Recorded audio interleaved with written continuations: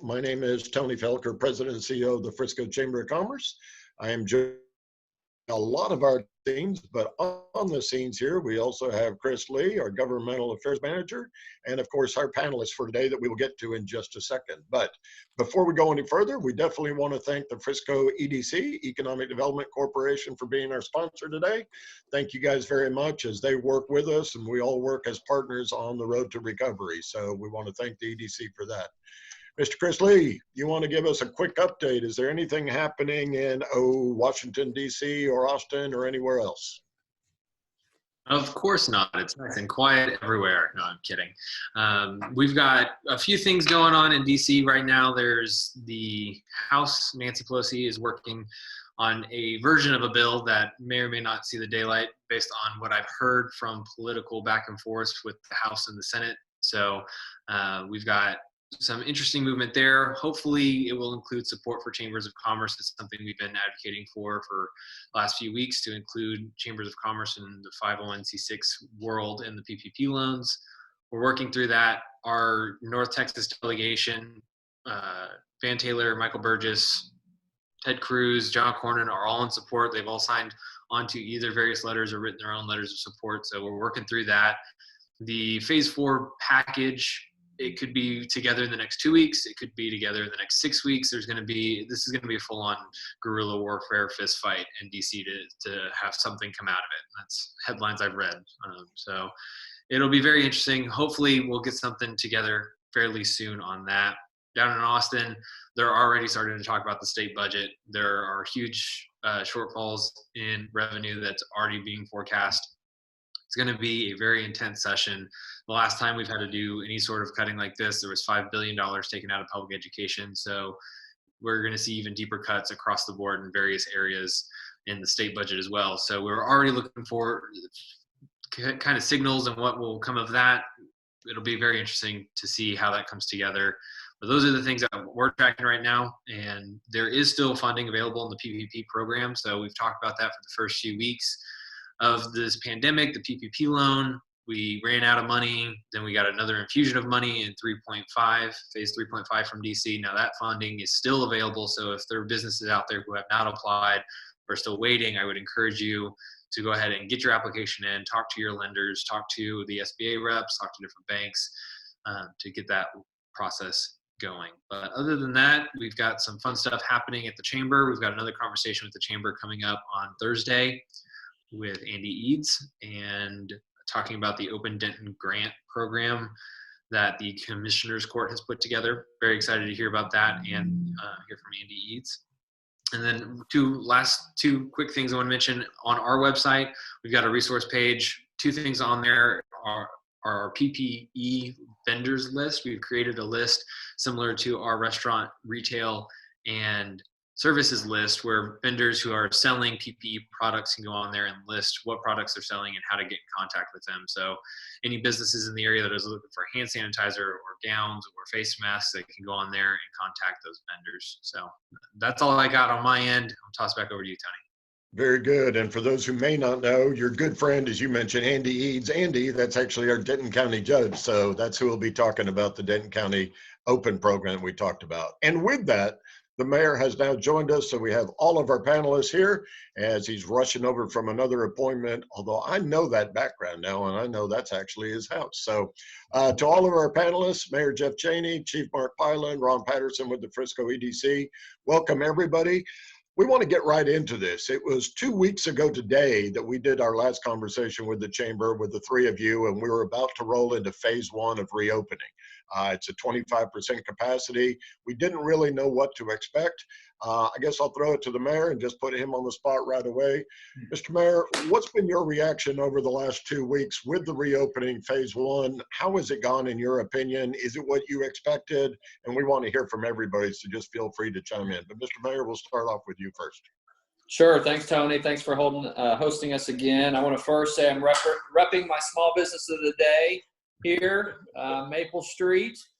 So they weren't able to do the coffee with the mayor on Friday, so we did a virtual coffee, but wanted to give them some recognition. Yeah, it's great that we're moving into kind of phase 2 of reopening Texas and reopening Frisco. I think it's gone very well. We felt like we were prepared to reopen.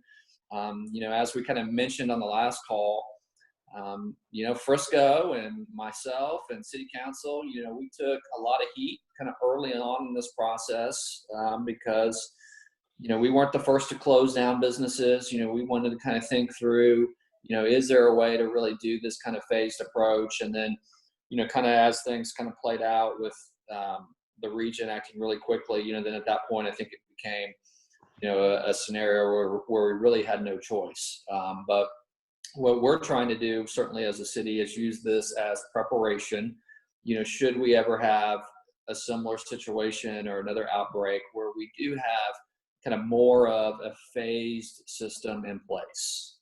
Because, I know myself and I know council believe strongly that, should this happen again, we should not be in the scenario where it's kind of all or nothing, where you just shut down the whole city is the only answer. That there needs to be kind of a phase 1, phase 2, and phase 3. And I think we'll be kind of learning through that as we move out of it as far as kind of our action steps to put into place. And so, kind of with that, phase 1 has gone really well here in Frisco. I again applaud our business community. I've been out and about. Dana and I have gone out to dinner a few times. Just number one, we needed it, but number two, we just wanted to see, kind of how the public was responding and understand kind of the vibe of it and how the restaurants were responding. We've gone to different businesses too. I finally got my hair cut. And so I've been super proud of the business community, all going above and beyond what is being asked of them. And I think we talked in our last call that, really the business community, they know very well that for them to survive and for them to come out of this quicker is that they have to earn the respect and the trust of the public, where the public feels comfortable coming into the restaurant, coming into their place of business, getting their hair cut there, getting their nails done, whatever the case may be. And so each and every one of them, grateful that they've had the opportunity to reopen. They're ready to reopen. And again, going above and beyond, with that. The good news is we've seen no differences in our numbers. Kind of our active cases and net active cases have been tracking along the exact same lines as the weeks prior to the reopening. So we've literally seen no statistical change in our numbers, with being open. The city started opening our resources. And again, everything's going as planned, where we look forward to a phase 2 next week. I would imagine we hear further guidelines from the governor. We already know that gyms are going to start to, reopen, and offices that weren't essential are going to be allowed to start reopening. So people are going to start going back to work, and we're going to start feeling the sense of normalcy. And, just like I said last week, we're really hopeful by the end of May, we're feeling like we're 80 to 90% there, and that we can start moving towards public events in June, getting back to summer camps and summer activities, and, as long as our numbers stay where they're at, I think we're well on our way towards that. That's good. So the mayor's speaking very positive and being optimistic. Chief Pyland, do you agree with all of that sense? And I'm sure that you guys have been discussing, but from a practical perspective, health facilities, what's your opinion as to how it's all gone? No, Tony. Yeah, thanks for allowing us on the call today. It's gone really well. As Ron can tell you that in our EOC the past weekend, we had people available from code, also emergency management here. No calls. We had no calls Saturday or Sunday from any business asking questions about, hey, can I open? What's going on? I think that's a tribute to a couple of things. One is Dana Baird with our communications with the city, the information that Dana's put out, the tool that was developed by multiple departments, including IT and fire prevention and code enforcement development services, which basically allowed you to put your address in. It told you what your capacity was, what your max capacity, what your 25%, and whether you were green or red to open up. That got, I think, 1,800 hits over the weekend. So almost 2,000 people went to that to see what their information was.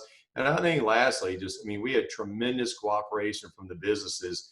And I think what we've always discussed here in Frisco is we always had a sense that we know the business community knows what to do.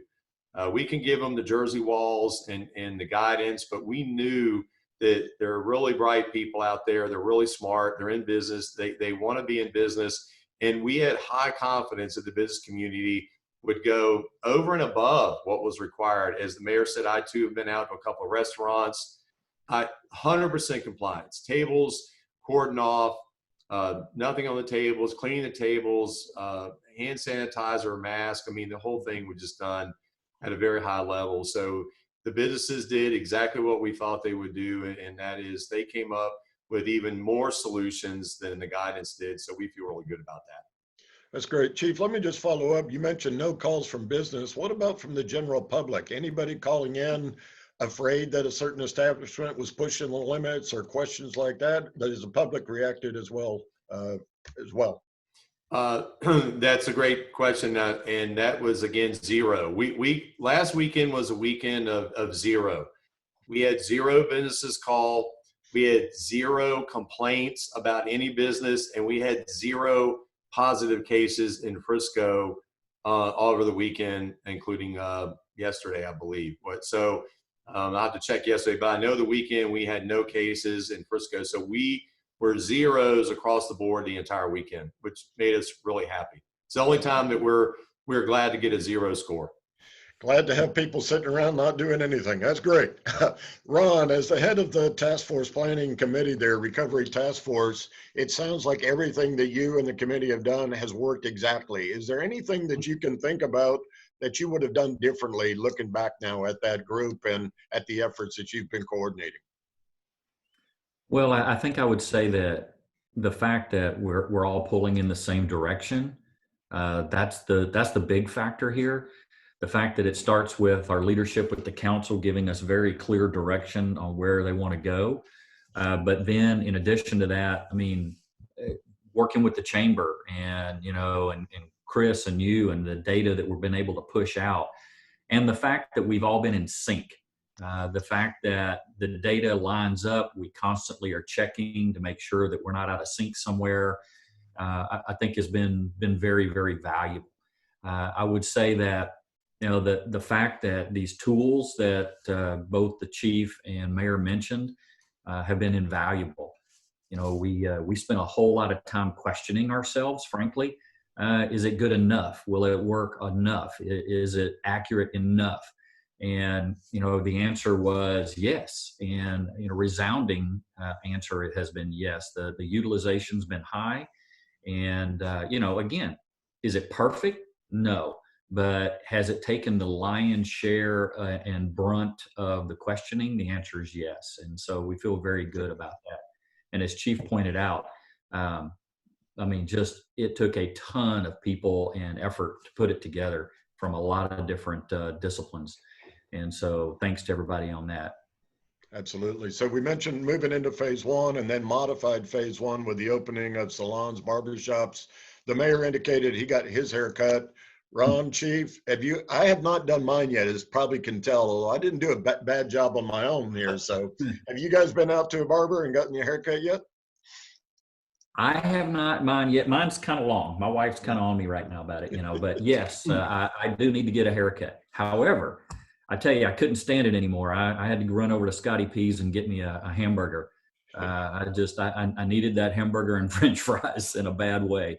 But so yeah, we've been out and about as well, trying to patronize the businesses. But I got to tell you, something that the mayor said rings so true. The optimism that we've been seeing in the community, both by the business owners and the patrons, has been very good. And so we just hope that will, continue, and that, as you said, we move from phase one into what we're calling phase 1A, which was, all of these additional openings on May 8th related to, barbershops and all that. And then, we've got another round coming come Monday. And as the mayor pointed out, we may very well hear from the governor between now and May 18th that either may add to that list or may modify some of the percentages in terms of occupancy. We don't know that yet, but based on past occurrences, he may very well come out and say, well, it's not 25, maybe it's 50. But he may not. He may just go right into his phase 2, which on May 18th opens the office buildings, the manufacturing, and then as well as the gyms, exercise facilities, and all that. Right now, under that current order, would still all be at that 25%. All right. So thinking about phase 2, Chief Pyland, if the governor were to call you up this afternoon and say, what do you recommend? What do you think? How should we roll out phase 2 as it relates to Frisco, as it relates to Dallas County? I mean, we notice a big difference between what's happening in Dallas County, Collin County, and Frisco. What would be your recommendations to the governor, Chief, if he were to ask you, what should I be announcing on or before May 18th? Well, I would tell the governor that I think he should take the cue from our council and our mayor. And I know that sounds like a contrived answer, but I will tell you that while I believe that we have been proactive in opening here, I've been in a lot of the sessions with the council for the last 2 months with Dr. Gamber as well, our public health authority, and they have listened to the advice. They're not making this decision in a vacuum. So Dr. Gamber has given him his thoughts. I've given them my thoughts as the emergency management coordinator here, and they have made some really good decisions. And I mean that sincerely. I know that the group probably thinks that that's what I'm supposed to say, but I mean, in all honesty, they have listened. And I think that that's why we've had some really good decisions, both in being business friendly and trusting our businesses. And that's what I would tell the governor. Trust the businesses, trust our emergency management department here. As I mentioned on the call, the coffee with the mayor the other day, there's light at the end of the tunnel, but we're still in the tunnel. And I promise you that our emergency management division here with Dr. Gamber is we are watching these cases. We're watching hospitalizations, and we will be the first ones to let the mayor and our city management know that if there's a tick up in cases and to a point where they should be concerned.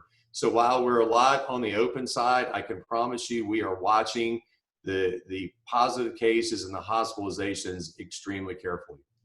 Very good. So if anybody, once again, if anybody has any questions, feel free to put them out there on the Q&A. Chris will be monitoring that. So Mr. Mayor, it sounds like the chief kind of just handed that question over to you. So if the governor were calling you up this afternoon, what would you tell him? Yeah, I think that was kind of a drop the mic by the chief there. I thought that was really well said. Especially about trusting the businesses, because I mean, Texas is certainly business friendly. And really it's about, they don't need the coaching to know that, to survive in this new world, in this new era, that, you have to focus on your customer and what your customer is going to want when they walk in and what they're going to want to see. And so, having those compliance guidelines in place. That's why I don't think government necessarily needs to overreach here as far as trying to set the standard for every kind of business. I do think there's some minimum parameters, that we do need to set. And then, Tony, I'll punt it to you and chambers across the state as far as coaching their businesses that, hey, this is a minimum standard, and to be successful in this new world, the expectation from the customer is going to be higher. They want to see it. They want to see it when they walk in the doors, that there's an attention to detail. And we're seeing it. So like, for instance, when, we've gone out to dinner the last few nights, every single time I go to a restaurant, I'm like, oh, I wouldn't have even thought of this idea and that idea. But they are thinking about it. They're thinking about every touch service, everything that their employees touch. And so those are the important things. So, I agree with Chief. The other thing that I would say, which you're starting to kind of hear a little bit of, while I'm glad and thankful that they're in kind of the peak of the crisis, when our citizens were having high anxiety and cities and counties were doing very different things and creating this heightened sense of anxiety, I do think it was good that the governor kind of took control and made a statewide approach to kind of just ease these fears and the calm, and just let's push the pause button as a state. I thought that was really, really helpful, because we had Dallas County doing one thing, and once Dallas County did something, then our residents were reacting, and that wasn't helping anybody. Now that we're kind of on the back side of it, I do think he's starting to take more of a sense of, okay, each community now is different, and as we loosen, we can kind of start detaching from one another and the needs of a Frisco may be very different than the needs of a Dallas, and so I think we'll start seeing some more of that latitude, within different communities to reopen at faster rates. Very good. Hey, Chris, do we have any questions at this point, or do we want to hold off on those for the time being? Let's hold off on those for right now. Very good. We don't have very much. Good. Because I wanted to get right to Ron. As we're looking to the future and being positive, we're learning, we're talking about how Frisco has done it right, how the governor has done a good job. I've got to ask you this, in light of the discussions over the last day or two on Tesla in California, how does this reflect on Frisco and in Texas in terms of economic development efforts going forward? Is this something that Frisco and Texas can turn a negative into a positive in the way we've handled this and how we remain business friendly? What are your thoughts on that?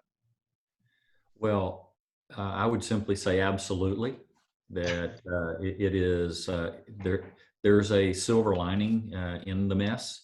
I would say this, that the team over at the EDC is beginning to see new inquiries, some of them reviving some that were on hold, and some are brand new that are looking at Frisco. I will tell you that it has been an interesting dynamic to see how some of these inquiries have changed. A lot of times when a major business would look at a community, some of the first questions they will ask is, well, do you have mass transit? And now some of them are asking the question of, do you have roadways so that people can get to work in their own car? Because again, some of the issues related to, the distancing, physical distancing and all of that related to mass transit. So it has been pretty interesting to see some of those dynamics change. I think that we will also see that just the work environment itself is going to change as offices are being developed and designed and how those work. And, areas that some businesses where they would have numerous people in, whether you use the word bullpen or open concept or whatever those are, we're seeing that some of them are beginning to step back from that even and look at redesigning and new designs and how that is going to impact us going forward. So I think there'll be a number of fronts that we'll see changes, but I think at the end of the day, the state of Texas in particular, and then Frisco as well, the suburban areas, I think are going to see actually a resurgence of interest. Very good. That's what we like, is turning positive out of negatives. Chris mentioned a little bit ago that Denton County has just announced a $2.2 million grant program that'll be running from Wednesday through the following Wednesday. We will have Denton County Judge Andy Eads on for a webinar on Thursday morning. That's great, the way that the county is stepping up to help Denton County businesses. Are you guys aware of Collin County? We've gotten some inquiries already if Collin County is going to be doing anything for Collin County businesses or something like that. Mr. Mayor, do you have any information on that or anything that you can share at this time? Yes, I actually got a call from Susan Fletcher last night. She filled me in on their county meeting yesterday. I guess from what I understand, it was about a 3.5-hour discussion on how they were going to use the funds that they received. I believe Collin County received $171 million. From what I'm being told and from what I understand is that 50 million of that is going to be allocated to cities based on a pro rata population in kind of two waves, 50% initially and then 50% on some criteria I'm not sure about. And so we're still digesting it all. And based on what I heard too, is that they, initially the discussions were with the county seats was that it wasn't supposed to be in the hands of business. I know Susan was very specific to tell me that she thought that cities should have the ability to have local control, make decisions for their communities. And so we'll be reviewing it. Ron may know more of it now. We got a document this morning I haven't been able to read completely through, but we'll be digesting that in the coming days to figure out how we can get those available funds to people that need them the most. Ron, anything you want to add to that? Yeah, I can add a little bit of color to that. I would say that, first of all, with regard to Denton County, you're absolutely right. Need to get the word out for those businesses in Denton County. One thing I will point out to you is that Denton County, and I don't want to steal any of Judge's thunder, but we repeat it over and over again. Okay, but I would simply say that that is not CARES Act money. Matter of fact, that is funds that is coming through what's called a Chapter 381 program, which frankly doesn't have as many strings on it. And so it gives them some more flexibility that they're doing. That came through a fund that he can explain where those funds came from and all that, because I don't know it for sure, but I just know that it's not CARES money. It's a Chapter 381. So that's why it can go a little faster and it's a little bit more flexible. With regard to Collin County, those funds, with regard to the dollars, it really kind of sits in three buckets is the way we've kind of looked at it. One is for housing assistance, and that is also housing and living assistance. And that program is one that will be managed through various cities, and we are working to get that stood up in conjunction with the county. So that is kind of bucket number one, housing and living assistance. Bucket number two is called direct expense, and those are funds that are available for things like where the city has had to buy additional PPE equipment, or we need IT technology, or whatever it is to respond to this. It is not to replace lost revenue. It is for specific expenses. And you've got to go through a very deliberate process to get those funds. The third bucket is really related to this whole business grant program. And as the mayor said, yesterday they had a marathon meeting at Collin County. I mean, I was hearing from for Mr. Bilyeu like at 9 or 9:30 last night, and so I know they went long. We are still evaluating that to determine exactly how that would work and how that rollout would happen. I don't have all those answers, but just know it's being looked at very hard in terms of implementation and how it would work. So just know that we are working that, and we'll continue to work with the county on it. Don't have those answers yet, but just know it is being worked on very actively. Very good. And Chief Pyland, as emergency coordinator, you not only are facilitating all of the emergency response, but also looking at needs of the community. You've been working with nonprofit community, the faith-based community. What other areas of need as we're moving into recovery phase? There are still a lot of people in need. Can you touch a little bit about that, and where are there still some needs that maybe people can help out with? Yeah, that's a good point, Tony. Yeah, that's there are people that still are in need of assistance, whether it's rental assistance or food. Some people didn't get some of the money initially that was issued out initially for whatever reason, whether it's qualification or whether just the place in the queue that they had. So we are fielding calls of the EOC. We're working with our social services here in Frisco to make sure that we get needs. One of the needs that we actually are really filling right now are private practices and some physicians, dentist office, doctor's offices. The governor's office is giving our contact information. So what we are doing is we're getting them off the ground with some personal protective equipment, and then we are putting in STAR requests for them, or they're actually giving them the forms they fill out, which is basically a request to the state for personal protective equipment. And I'm happy to report that they're turning that around pretty fast. So our job is to kind of get you through the first week or two, and then get the state to supply the physicians so we can get the care out there to the folks. One of the things that we're concerned about a little bit is a lot of what we're hearing from doctors is a lot of people have not come in to the doctor's offices because they're concerned, rightly so, about COVID-19. So we want to make sure that people feel good about getting in the offices and getting looked at by their physicians if there's some underlying issue or some problems that they're having, so the doctors can get ahead and help them get back on the road to good physical health. So that's been something we've been doing in the past week. And that's a great point. And I want to bring Chris back in because, a lot of people think PPE for healthcare workers, and if you're going to be out and about, but really the need for PPE is going up dramatically as people are coming back to work and people are out there taking the right precautions. Chris, I want you to go ahead and address again kind of what we put out there in terms of a resource center on PPE supplies and the like. Absolutely. We have a few resources already on our website for vendors who are selling PPE products. So that's face masks, that's gowns, that's hand sanitizer, gloves, cordon off tape so you can tape off parts of your business area.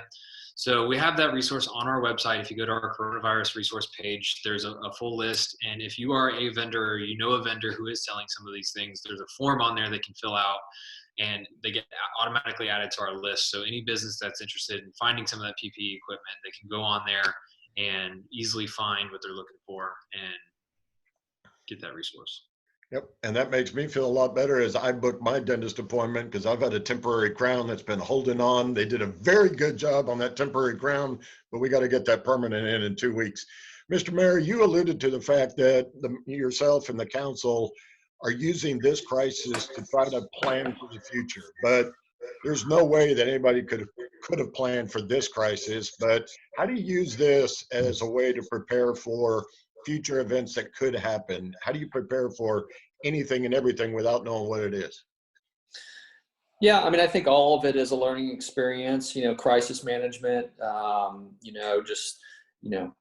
mean, one of the interesting things was, rightfully so, when there was so much uncertainty when this initially happened, that, much of the public was just in fear and anxiety, and then how do you manage the emotional side of it. We were being advised by, of course, Chief and Dr. Gamber and our council is a very logical thinking council. So we were taking that very pragmatic approach to things as far as, how do we make the right decisions through that while at the same time, our public is responding to what Dallas County is doing or what they're hearing from the governor of New York and they're just kind of panicking. So I think we kind of learned through that as far as, how we kind of resolve all the fronts. I mean, we were fighting this on 3 fronts, which is first and foremost fighting the virus and the safety and health of our citizens. The second was the emotional component, which was the fear and anxiety and getting information out and the knowledge and calming and easing those tensions. And the third was the very true kind of the consequences of every decision, right? Which was the economic consequences and the other health concerns that may arise from some of these decisions. As was mentioned, people that should have been going to hospitals weren't for other reasons, and the mental health aspects. And so kind of really thinking through it holistically and globally. And so, I think, in the future, it'd be easier for us to kind of take those positions like we did initially, which was, I think very early on, I made those statements and got, butchered for it as far as, hey, we need to think through every aspect of this, the mental health aspects, what's that going to mean with business shutdowns and people losing their jobs. And, I think if, we had this happen again, I think the conversation nationally and state would be very different. And so again, the one thing I've said consistently is if this does happen again, the response to just shut everything down cannot be the answer. That cannot be the solution. It had to be the solution just because none of us were prepared for it. And there was so much uncertainty out there. And so I think we'll do a lot of case studies kind of as we come through it. We started the reopening process very early, back the 1st of April. We were already saying, how do we phase in before anyone else was talking about it? We were already talking about it, putting that team together, putting Ron in charge of it, putting those pieces and parts together.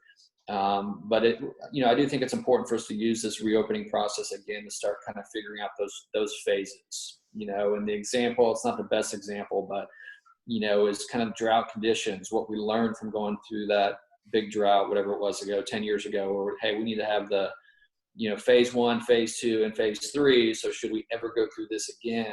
We've trained our public, we've trained our businesses, on exactly what each one of these phases is going to mean. And so that'll be this kind of part of it where things are going to continue to loosen. I don't know that they will all get all the way back to exactly what they were before pre-COVID. I think you're going to see a lot of these things stay forever. But there will be kind of those phases that the public will understand, the businesses will understand. So when we put out that all call saying, hey, because of this, we need to go to phase 3 to see if we can shut this down with just going to phase 3 before we go to phase 2, then I think some kind of action plan like that will be in place. But I know our team, Chief Pyland, Dr. Gamber, and our whole team, and as we start coming out of this, it will be to kind of start papering what that looks like. And Ron, the mayor mentioned the planning team and looking at that early, but you've actually got a subcommittee of that group that's already looking at dashboard metrics to kind of measure the recovery and how things are tracking? I know it's early in that stage, but anything that you can talk about there in terms of how the council, your committee, is using that information to track the recovery and keep an eye on the future? Well, we've kind of had, that's sort of a two-part deal. One is obviously tracking the data related to the cases and testing. That dashboard has been stood up for quite a while, and I got to give a lot of credit to Chief and Dr. Gamber and the IT team really pulling all of that together because that's a critical component as you measure any of this. But then the second piece of that is, to your point, of measuring economic impact. And so we have a team right now that, very much like you see in the dashboard for tracking cases and testing, also to track economic impact and economic recovery. And so all of that data is being cataloged and put together to be able to then graphically show, what the impacts have been as these stages start to come along and we're reopening. How does that incrementally change things? So again, it's complicated, but it is something that we feel very good about, that if we can tie those together graphically, that it'll be a very, very useful tool. Very good. Chris, I want to come back to you in a second, but first I want to try to ask the chief. I know, just speaking for myself, and I'm sure there are many other people out there, as we're starting to get out there, it seems like the virus is in control. We're keeping an eye on it. There's testing out there for those that feel like they might have the virus. What about testing for the rest of the people as we're out there a little bit more? Antibodies testing, how available is that? Should people rush out to get an antibodies test? How much is that really good? Do we know yet? Can you just address the whole testing issue a little bit? Yeah, I mean, I think there's, as you mentioned, Tony, there's a lot of information out there. What we have tested firefighters, responders, and symptomatic people is what's called PCR, which polymerase chain reaction, which that's the most accurate test out there for COVID-19. We're getting results back in less than 24 hours. I remember the first time we tested, it took us 6 or 7 days. It went down to 3 or 4 days, and now it's down in less than 24 hours. That is the most accurate test. The antibody test has some issues with specificity and significance. Both of those measure false positives and false negatives. So unfortunately right now, as far as first responders in our community, we cannot use that, nor do the hospitals use that in some case for what they call public health decision making. So while that may tell you if you were positive in COVID at one time and maybe do you have the virus now, the results are not conclusive enough for us to feel comfortable using that. So we're sticking with the PCR. Not saying that those tests are bad. I'm just saying that I think as they develop a little bit more, and the science changes every day. I think Ben was sent his email the other day and said he had a T-shirt that said April, I think he said February had 28 days, April had 500, and March had 5 years. And I think sometimes that's how we feel, is a week is worth 100 days. And I think we learn something every day. I saw a new test by the FDA yesterday for an antigen test that's been green lighted by the FDA. So again, those testings are becoming available for non-symptomatic people. Sometimes the results are not as conclusive as you may want. So for right now, we're sticking with PCR.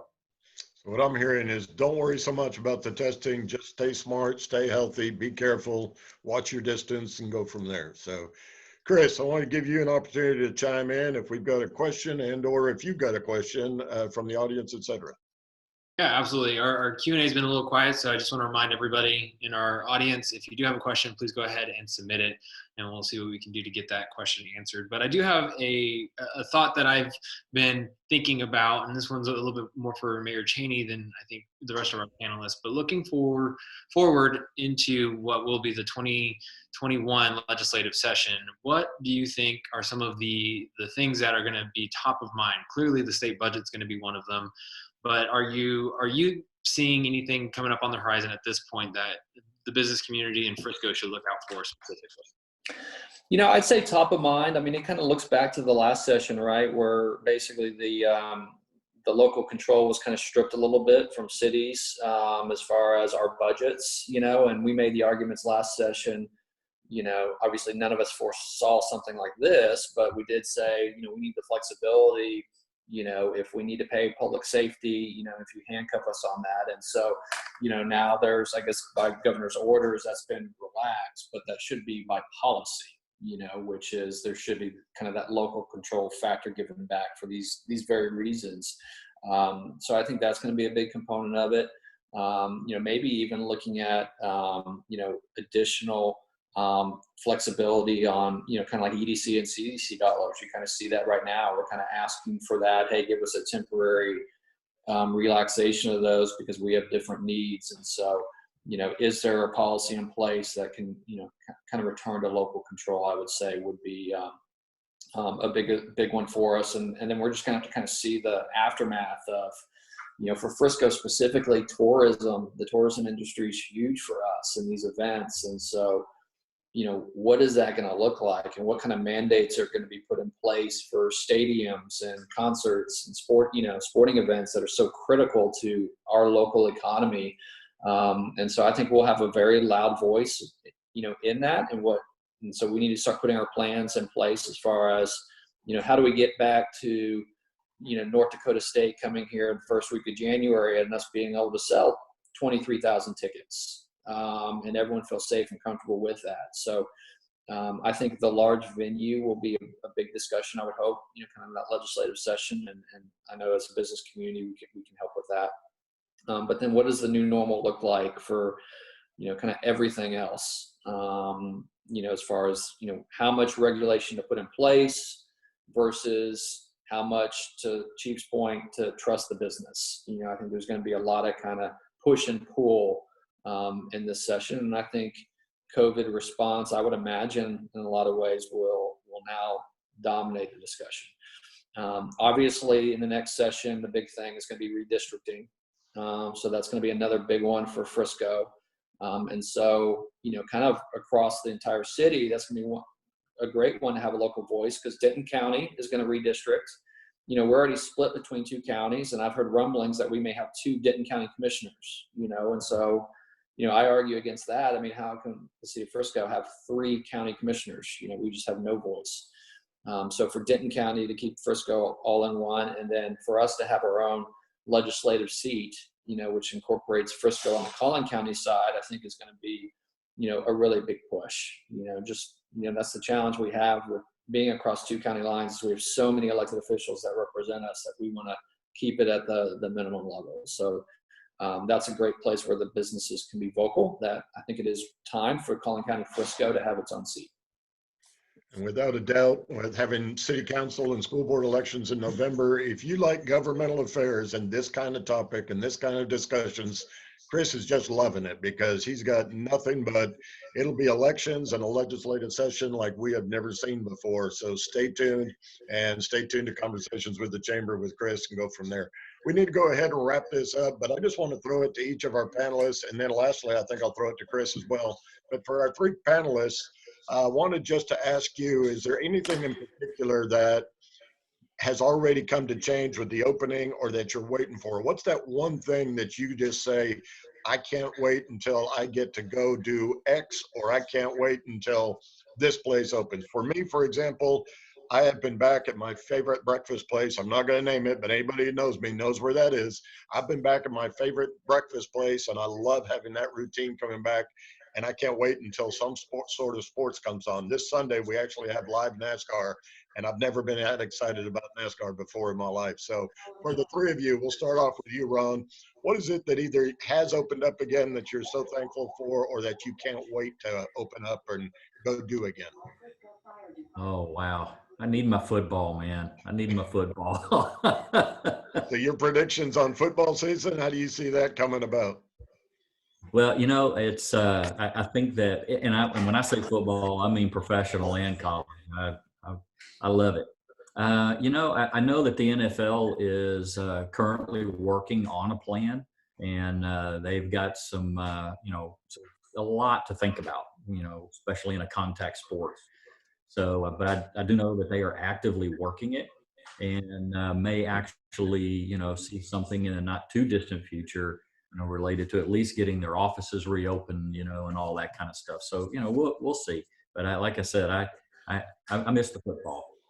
Very good. Chief Pyland, what about yourself? Yeah, I would agree with Ron. I mean, I think sports in general certainly have missed that.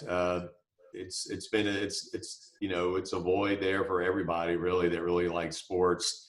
I think also church services, if we can get back to where some of the percentages can be increased, I certainly miss that. And the restaurants, when we can increase some capacity, there's times when we have a command staff meeting today, and there's times when 6, 8, 10 of us would go and have lunch afterwards, kind of the meeting after the meeting, and we haven't been able to do that in a long time. So I really miss that. If I could just add one more point too, Tony, to the testing question a minute ago, because I don't want to mislead anybody.